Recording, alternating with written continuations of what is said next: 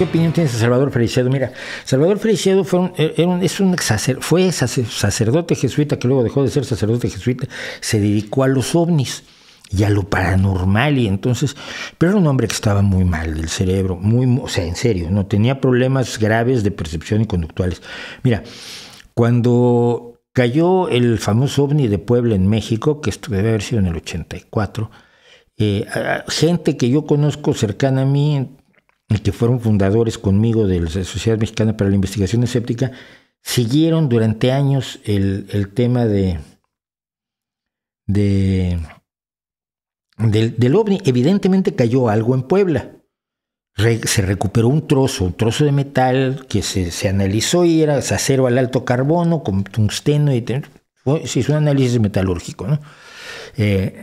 Este trozo lo tenía Héctor Chavarría y lo había mandado a estudiar Héctor Escobar. Y lo que pasa es que fueron con el trozo a la embajada de Estados Unidos y dijeron, oiga, esto es suyo, y los estadounidenses decían, bueno, déjanoslo y te decimos, no te lo puedo dejar.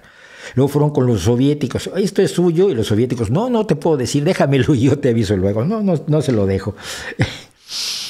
Y 13 años después, que fue uno de los primeros números que hicimos del Investigador Escéptico cuando se hizo la Sociedad Mexicana para la Investigación Escéptica, se desclasificaron documentos en Estados Unidos y se descubrió que el ovni de Puebla, el ovni que había caído, el trozo que había caído del espacio en la Sierra Norte de Puebla, había sido la tercera etapa del lanzamiento de un satélite ruso, el Cosmos 929, si mal no recuerdo el nombre. Y esto lo logró Héctor Escobar porque hizo la investigación y se mantuvo allí durante años. Es gente como Luis Ruiz Nogués y otros que han mantenido una actitud de investigación relevante e importante todo el tiempo.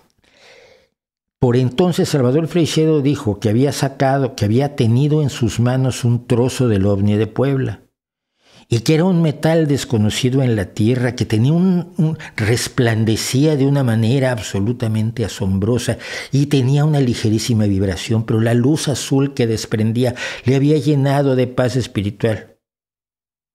Un trozo de hierro, es un trozo de acero, hijo. No resplandece ni nada. Lo tenía en una caja de papel fotográfico Kodak, que me acuerdo Héctor Chavarría en su casa, y no resplandecía ni nada. Entonces, lo que yo me convencí con esto último es que Salvador Freixedo vivía en un mundo aparte, donde ocurrían cosas maravillosas que a él le parecían fantásticas, pero que solo estaban ocurriendo dentro de su cabeza.